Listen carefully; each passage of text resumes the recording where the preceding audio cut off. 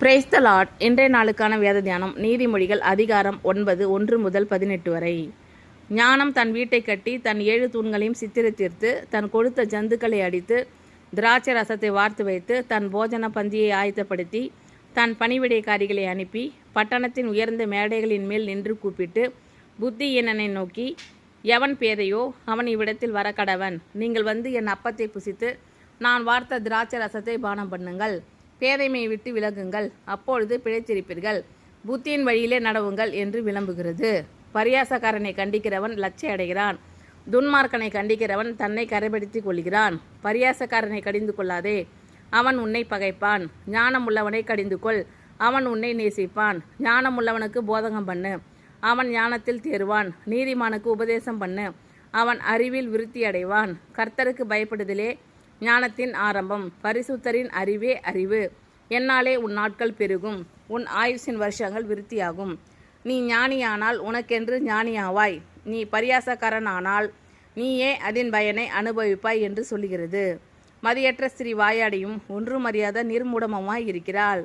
அவள் தன் வீட்டு வாசற்படியிலும் பட்டணத்தின் மேடைகளிலும் ஆசனம் போட்டு உட்கார்ந்து தங்கள் வழிகளை நோக்கி நேரே போகும் வழிபோக்கரை பார்த்து, எவன் பேரையோ அவன் இவ்விடத்தில் வர கடவன் என்றும் மதியீனனை நோக்கி, திருட்டு தண்ணீர் தித்திக்கும், அந்தரங்கத்தில் புசிக்கும் அப்பம் இன்பமாய் இருக்கும் என்று சொல்லி கூப்பிடுகிறாள். ஆயினும் மரித்தவர்கள் அவ்விடத்தில் உண்டென்றும் அவளுடைய விருந்தாளிகள் நரக பாதாளங்களில் கிடைக்கிறார்கள் என்றும் அவன் அறியான். ஞானம் தன் வீட்டை கட்டி தன் 7 தூண்களையும் சித்திரத்தீர்த்து தன் கொடுத்த ஜந்துக்களை அடித்து திராட்சை ரசத்தை வார்த்து வைத்து தன் போஜன பந்தியை ஆயத்தப்படுத்தி தன் பணிவிடைக்காரிகளை அனுப்பி பட்டணத்தின் உயர்ந்த மேடைகளின் மேல் நின்று கூப்பிட்டு புத்தியீனனை நோக்கி, எவன் பேரையோ அவன் இவ்விடத்தில் வர கடவன். நீங்கள் வந்து என் அப்பத்தை புசித்து நான் வார்த்த திராட்சை ரசத்தை பானம் பண்ணுங்கள். பேதைமையை விட்டு விலகுங்கள், அப்பொழுது பிழைத்திருப்பீர்கள்.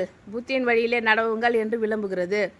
பரியாசக்காரனை கண்டிக்கிறவன் லட்சை அடைகிறான். துன்மார்க்கனை கண்டிக்கிறவன் தன்னை கரைப்படுத்திக் கொள்கிறான்.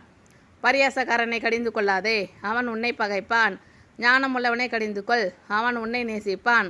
ஞானமுள்ளவனுக்கு போதகம் பண்ணு, அவன் ஞானத்தில் தேறுவான். நீதிமானுக்கு உபதேசம் பண்ணு, அவன் அறிவில் விருத்தி அடைவான். கர்த்தருக்கு பயப்படுதலே ஞானத்தின் ஆரம்பம், பரிசுத்தரின் அறிவே அறிவு. என்னாலே உன் நாட்கள் பெருகும், உன் ஆயுசின் வருஷங்கள் விருத்தியாகும்.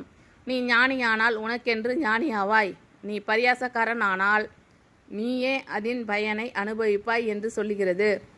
மதியற்ற ஸ்திரீ வாயாடியும் ஒன்றும் அறியாத நிர்மூடமுமாய் இருக்கிறாள்.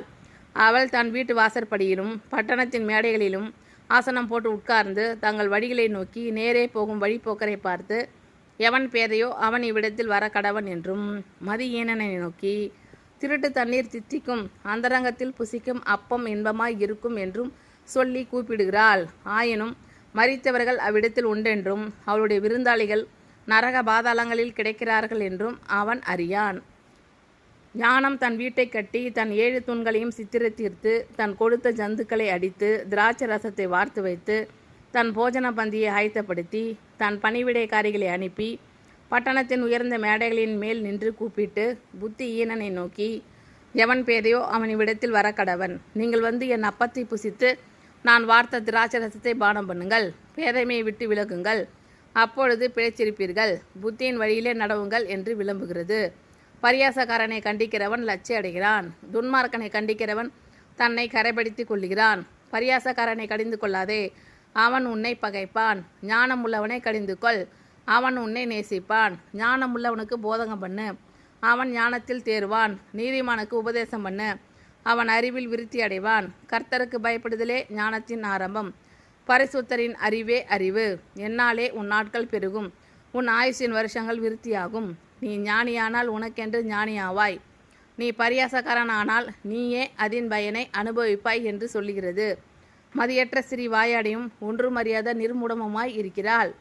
அவள் தன் வீட்டு வாசற்படியிலும் பட்டணத்தின் மேடைகளிலும் ஆசனம் போட்டு உட்கார்ந்து தங்கள் வழிகளை நோக்கி நேரே போகும் வழிபோக்கரை பார்த்து, எவன் பேதையோ அவன் இவ்விடத்தில் வர கடவன் என்றும் மதியீனனை நோக்கி, திருட்டு தண்ணீர் தித்திக்கும், அந்தரங்கத்தில் புசிக்கும் அப்பம் இன்பமாய் இருக்கும் என்றும் சொல்லி கூப்பிடுகிறாள். ஆயினும் மரித்தவர்கள் அவ்விடத்தில் உண்டென்றும் அவளுடைய விருந்தாளிகள் நரக பாதாளங்களில் கிடைக்கிறார்கள் என்றும் அவன் அறியான். ஆமீன். Thank you Lord. கர்த்தர் உங்கள் அனைவரையும் ஆசீர்வதிப்பாராக. God bless you all.